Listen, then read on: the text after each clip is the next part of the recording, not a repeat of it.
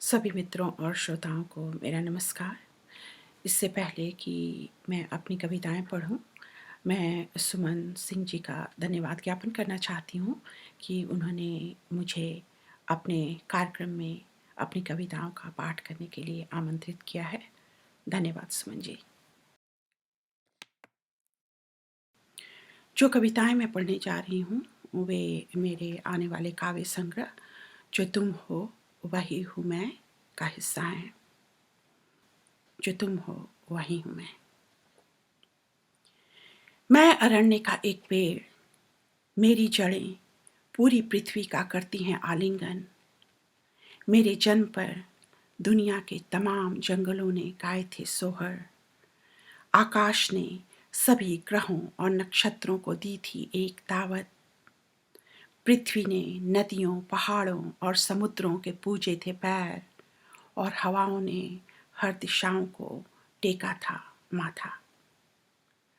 पर एक दिन मेरे गिरने की आवाज किसी ने नहीं सुनी। सदियों तक पृथ्वी रही उदास, मनाती रही मेरा मातम।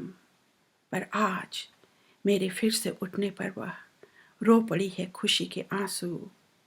मेरी कथा को सुनकर हाहाकार कर उठी है दुनिया, पर उल्लास भरा वन नाचता है। पर उल्लास भरा वन नाचता है, मेरी डालों पर फिर से आ गई है चिड़िया। सिर्फ ग्रह और नक्षत्र भूल चुके हैं कि मैं हूं कौन। पहाड़ों और नदियों की भी स्मृतियां क्षीण, पर लौटी हूं आज मैं चुकाने को एक ऋण। जो मुझे नहीं जानते, नहीं पहचानते, मेरे तने को खुरच कर देखना। जो तुम हो वही हूं मैं। एक गुस्ताखी। एक बहती नदी का कोई दायरा नहीं, मत करो उसे बांधने का प्रयास। मत करो कोशिश एक बक्से में उसे बंद करने की।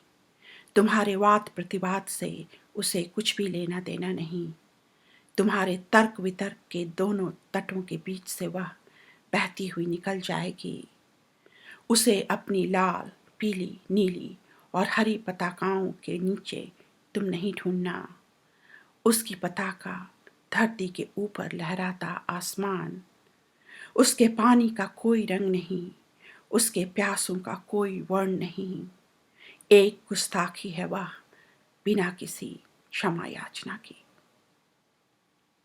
एक गुस्ताखी है वह बिना किसी क्षमा याचना के, बिना किसी नारे की एक क्रांति।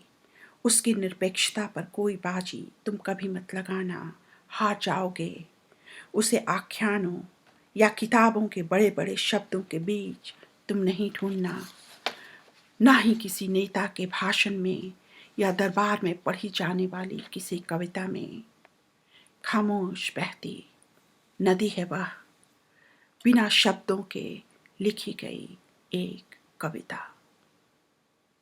एक बादल है वह जिसका कोई देश नहीं, पर धरती और आकाश दोनों ही उसके अपने।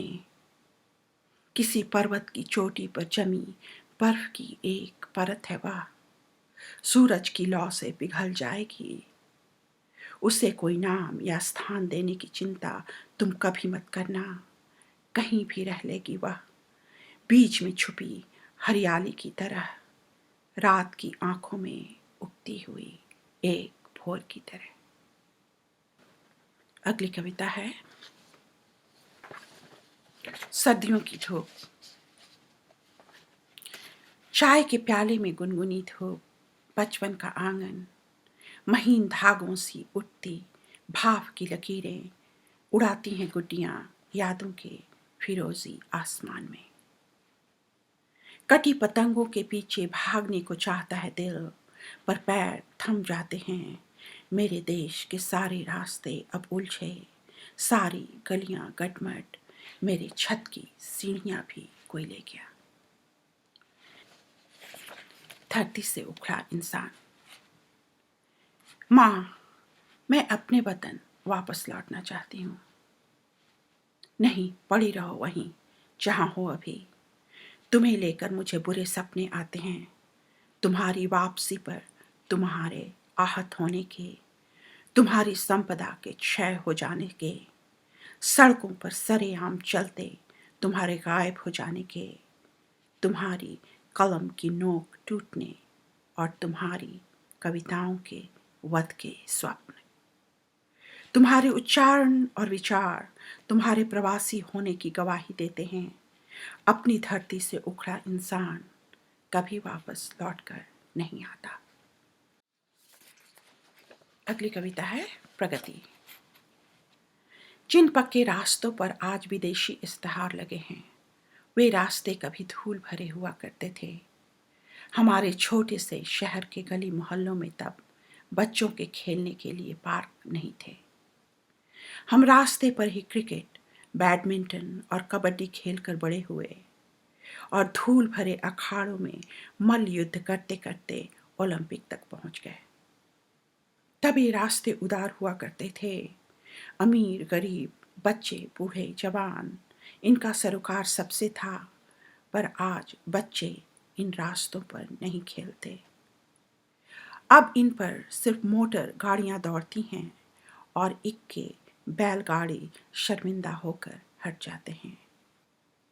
और जब इन रास्तों से नेताओं के मोटर गेट्स गुजरते हैं, राह पर चलता आम आदमी दाएं बाएं, जिन रास्तों पर कभी हमारा बचपन गुजरा, उनसे अब मिट्टी की सौंधी महक नहीं उठती।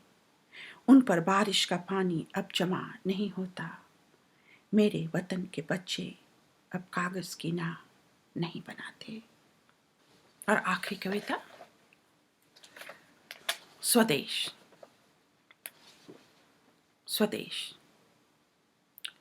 रिश्ते नाते, वायदे मोहब्बत, खत, किताबें, खिलौने और चित्र, सभी औंधे मुंह जमीन पर पड़े।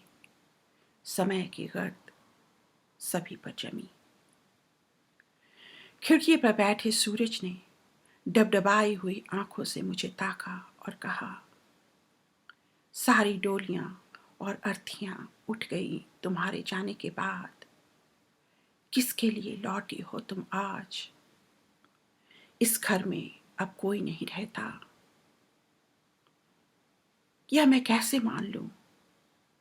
कोई न कोई तो होगा।